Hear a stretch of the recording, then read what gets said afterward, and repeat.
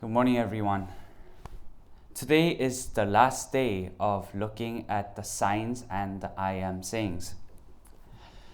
Now, signs and the I am sayings is supposed to reveal who Jesus is. So far, the signs have showed that Jesus had power over nature in events such as turning water into wine, in events such as walking on water, healing of the official son, and the list goes on. And the I am statements are Jesus' direct way of saying what the signs revealed about himself. For example, Jesus healed the blind man, and this showed us that Jesus was the light of the world. Today we see Jesus' control not only over nature and sickness and disease. Obviously, a lot of the doctors also have control over sickness and disease as well, and they can sometimes heal you through things like surgical procedures and the such like. But the only thing that is absolutely guaranteed for all of us who has ever been alive is the fact that we are going to die, unless Jesus comes back before that happens. And Jesus showed control over something that is inevitable for all of us who are alive, control over death. How is this the case? Well, it is because Jesus is the resurrection and the life. Before diving into this passage, some people ask the legitimacy of this passage altogether, because this was an absolutely life-changing event. Quite literally, someone died and was raised back to life. But why is this account not written in other Gospels? Why is it only written in John? We know the nature of what happened, right? And if this is true, it would indeed prove that Jesus was the Son of God. And actually, if you go ahead and read the next chapter, so John chapter 12, you will come to know that the Pharisees were plotting to kill this man who had been raised from the dead. And so, in fact, all the other Gospels were trying to protect this man, but John was written at a much later date than all the other Gospels. Now, assuming that that's what happened, the other Gospels were trying to protect the man, so that's probably why they didn't write it then. But then John's Gospel was probably written after Lazarus had died, and so it was okay to reveal his name and what had happened. Anyways, in today's passage, we will describe the build-up before the I am saying and the sign, and what we can learn, and what the sign and the I am saying itself is telling us. Let's get into the passage. When we read verse 3, we can see the relationship that Jesus had with Lazarus. It says in verse 3, "The one you love is sick." And in verse 4, Jesus said, "This sickness will not end in death. No, it is for God's glory, so that God's Son may be glorified through it." So what on earth is Jesus saying? Lazarus had died. Also in verse 14, Jesus said to the disciples, "So then he told them plainly, Lazarus is dead." So clearly, it's not that Jesus didn't know that Lazarus had died. So why on earth would Jesus say that Lazarus is not dead if he himself knew that Lazarus was dead? Now, if we read the whole verse 4, it tells us, "The sickness will not end in death. No, it is for God's glory, that God's Son may be glorified through it." So this is trying to say that death will not be the ultimate tragedy that this event ends up in. The ultimate end of the story is so that God's Son may be glorified through the event of Lazarus' death. Something very unusual was about to happen, and it would bring glory to Jesus. And here's the thing that makes it even more interesting. Verse 5 says, "Now Jesus loved Martha and her sister Lazarus. So when he heard that Lazarus was sick, he stayed where he was for 2 more days."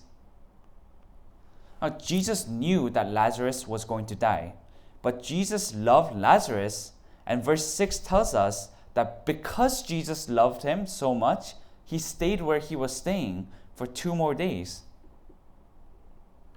Now, in verse 3, when Mary and Martha said, "the one you love," referring to Lazarus, they used the word philos, meaning brotherly love.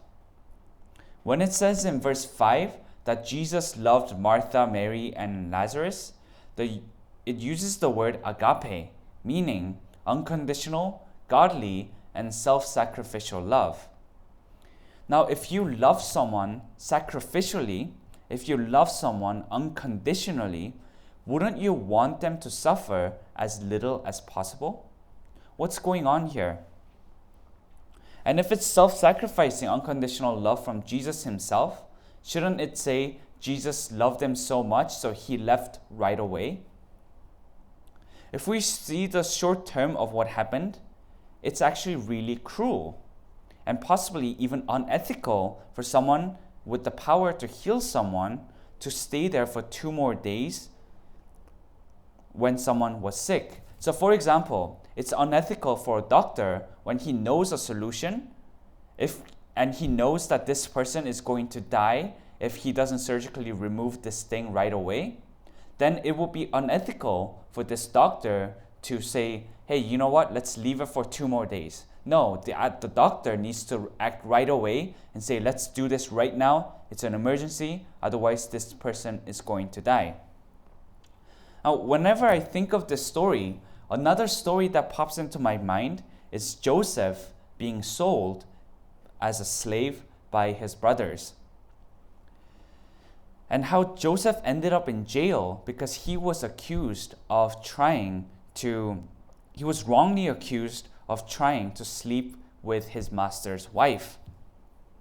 Now, Joseph had honored God, and yet God made him go through all of this. What for? Why did God make Joseph go through all those things? This is where the idea of chronos and kairos comes in. The word chronos also has connections with the English word chronological, and chronos means the time frame that we are in. So after 1 o'clock comes 2 o'clock, after 2 comes 3, and so on. And so this is a time that moves only forward. Now kairos is a time that exists outside of the time that we understand. It's the time in which only God can exist. So God can look to the future and God can look to the past, and that is the time frame that we refer to as kairos. So this is all about God's timing, and when we use the word kairos, we often use it to describe God's perfect timing. So this is all about God's timing.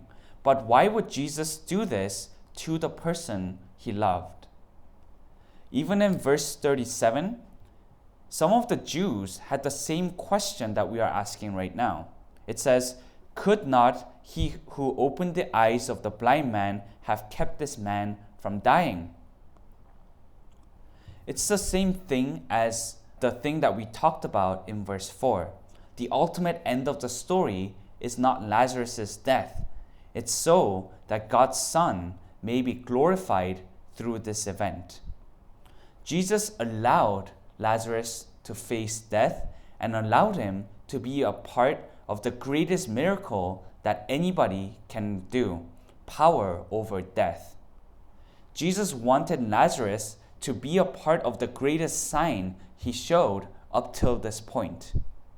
Now, at the end of 20th century, coming into the 21st century, people brought great awareness to things like human rights, etc., in relation to human trafficking and all these other unethical things that are going on. And that's great. People are made in the image of God, and therefore they should be treated as such. But the negative part of it is that it puts love of people above the love of God. So rather than doing the will of God and putting emphasis on the fact that people are made in the image of God, they put inherent worth in people. The only thing that has inherent worth is God, the triune God. God puts worth in people, and therefore we are given worth by God. Therefore, worth does not exist within ourselves. I'm not saying that people are worthless. I'm saying that God's will is above else, and we have been given worth, so now we are worthy because God has given us worth. And if we take the short-term view of what happened, God can seem extremely cruel over here. But ultimately, Jesus did this so that Lazarus can be a part of the greatest story ever told to man, the greatest part of history ever to be recorded. Think about the troubles that we face in our daily lives. Does God seem cruel to you? Last week we shared about the man born blind and how Jesus was the light of the world. And the disciples asked, who sinned, this man or his parents, that he was born blind? And Jesus' response to that was so that the glory of God may be displayed. As we have already seen many times in the past, 2 Corinthians chapter 12 verse 9, it says, "But he said to me, my grace is sufficient for you, for my power is made perfect in weakness. Therefore, I will boast all the more gladly about my weaknesses, so that Christ's power may rest on me." For Jesus, the weakness that you have, and in the case of Lazarus, even the weakness of death, it was nothing to Jesus. What troubles are you going through right now? Have you thought about how God's glory may be revealed through your story? We need to keep in mind kairos versus chronos and have the big picture of what's going on in mind. Delays from God are delays of love, not delays for the sake of delays, no matter how it feels at the time when it's being delayed. Only in time we will see why God made us go through the things that we go through. I know it's tough and God can seem cruel, but His power will be revealed in your weakness. Let's carry on. Verse 7 tells us that Jesus said, "Let us go back to Judea." And because of the troubles that they had previously in Judea, the disciples said in verse 8, "But Rabbi," they said, "a short while ago, the Jews there were trying to stone you, and yet you are going back?" And then Jesus revealed that Lazarus was dead. Thomas said to the other disciples in verse 16, "Let us also go so that we may die with him." So essentially, Thomas was trying to say, so they tried to kill Jesus, and Jesus is going back to the place where they were trying to kill him, and they will kill us too. So let's go and let's die with him. It's very sarcastic. Anyhow, Jesus went to Bethany, and it is revealed to us in verse 17 that Lazarus had been dead in the tomb for 4 days. Now, some cultural background is very important here. There was an ancient tradition in the olden Jewish times that when a person died, they would leave the body there for 3 days to make sure that they are dead, and then they would move the body into the tomb after that. So this is saying that they made sure Lazarus was dead for 3 days, and then they had put him into the tomb, and he was there for 3 days just to make sure that he was like properly dead. And then it had been 1 more day ever since the day that they had made sure twice that he was completely dead. And so this is saying that 3 days outside of the tomb to make sure that he was dead, the same 3 days in the tomb, plus 1 day that he was dead, absolutely dead, without a doubt. And Martha said in verse 21, "Lord, if you had been here, my brother would not have died." Have you ever felt that way? Where were you, Lord? You came too late. Where were you, Lord, when this person that I really look up to died? Where were you when my pet died? Where were you when I was feeling suicidal because of the pressure my parents are giving me? Where were you when my parents were fighting? And the list goes on and on. But here is the thing to note. Jesus did not scold Martha for what she said and the question she asked. It is not sinful to tell God how you feel. Some people may not feel right expressing how they feel to God, and yes, we should always be respectful to God. But that does not mean that we are not allowed to express to God how we feel. Some of us have feelings that have to be shared with God. The feelings are not necessarily right or correct, but they are feelings that need to be brought honestly before God. This idea of we should never express negative feelings to God is a completely new idea that came out pretty recently. Just look at David or Jeremiah and read through the book of Psalms and Lamentations. Perhaps you can make it your aim to read through Psalms and Lamentations this 40 days of Lent. God wants us to pour out our hearts to Him. And especially Lamentations, it uses languages like, "Why have you forsaken me?" You cover yourself around the clouds so that no prayers can get through. This is the sort of language that's being used in Lamentations. If God didn't want us to express our feelings honestly with God, then God would not have allowed that to end up in the Bible. So I encourage all of you to be honest with God while still being respectful. Mind you, you are talking to God, but God still wants to hear how you feel. God wants to walk through it with you. God is a relational God. Let's carry on. Now we come to the "I am saying." Jesus said in verse 25, "I am the resurrection and life. The one who believes in me will live even though they die. And whoever lives by believing in me will never die." Do you believe this? Martha has been tested with the death of her brother and has been through hell and back. And to Jesus' question, Martha answers in this way, "Yes, Lord, I believe that you are the Christ, the Son of God, who is coming into the world." What a remarkable faith that Martha has. This is why she was one of the people that Jesus loved the most. We have to model our faith after Martha.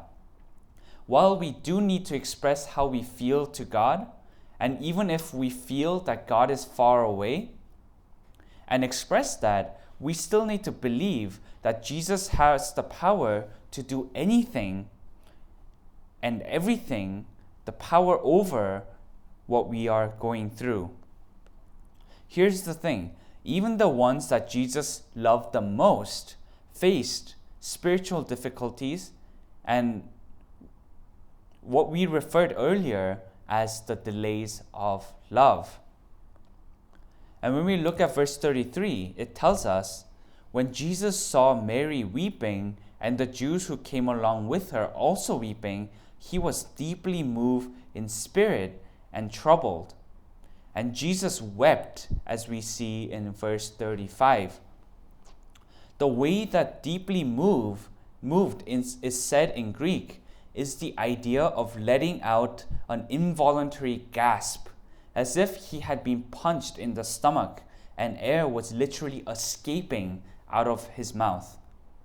Now such level of stress was so intense that he was trembling. So this is a sort of language that's being used in Greek here. Here's the thing. Whatever you are going through, Jesus feels the pain with you. It seems like he's far away, but he is right there feeling the same pain with you. So Jesus is the resurrection and the life. That's great, but what does it actually mean? This is where the sign itself comes in. Jesus said in verse 40, "Did I not tell you that if you believe, you will see the glory of God?" Then he told them to roll the stone away, and Jesus cried out in verse 43, "Lazarus, come out." And then Lazarus came out, his hands and feet wrapped with strips of linen and cloth around his face. That Jesus said to the people, "Take off the grave clothes and let him go." Now, what can we learn? With Jesus, even death is irrelevant. Of course, we will die a physical death one day unless Jesus decides to come back sooner than that, which is looking likely. But Jesus said in verse 25, "The one who believes in me will live even though they die." This is the power of Jesus, who is the resurrection and the life. He overcomes even the power of death. This world has many worldly religions that cannot save us and that cannot give us life. Jesus is the only one that can give us life and help us overcome the power of death. And we read that because many Jews who had come to visit Mary had seen what Jesus did, believed in him. And so the Jewish leaders then plotted to kill Jesus. During that time, the Judaism and Roman emperors were great threats to believers. And some of the believers actually gave up their faith because of the pressures from the Jewish leaders and the Roman emperors. But only faith in Jesus can give us life and help us overcome even the power of death. Today, what threatens us to give up our faith? How can we overcome it with our faith? We need to ask these questions to put ourselves in the right place and so that we can have the right walk with God as well. Let's conclude this 12-week series on Jesus' signs and the I am sayings. The signs and the I am sayings are supposed to reveal who Jesus is and Jesus' relationship with God. And it says in verse 27 of our passage, "Yes, Lord," she replied, "I believe that you are the Messiah, the Son of God, who is to come into the world." It shows that Jesus had power over nature. And specifically in today's passage, it tells us that he even had the power over something that is inevitable for every single one of us, which is death. Are you going through hard times? What troubles you? Does God seem like he is far away? Remember the idea of chronos versus kairos. God has his perfect timing, and he can use your troubles and bring glory to your weakness. He can bring great things out of the troubles that you are going through. You don't go through things in life for the sake of going through them. Every single thing that we are going through, there is a purpose behind why it happens. And sometimes God delays things in your life out of love, as we refer to it as the delays of love. And God feels the same pain that you are going through, and in fact, he feels it even more intensely. Now, do you know the number of your hair on your head? No, we don't. But God does. And that's how much He cares for you. And when you go through trouble, God is feeling the same things, in fact, even more intensely than we are feeling them. But God's power always shines, and in our weakness, God's power shines in our personal lives in ways that we never imagined possible. So what should we now do after knowing these things? We should put our trust in Jesus, who is the resurrection and the life, and who has the power to save. We cannot put our trust in things of this world. We cannot trust in people. We cannot trust in our assets. We cannot trust in anything but Jesus Christ. So we have to put our trust in Him and Him only.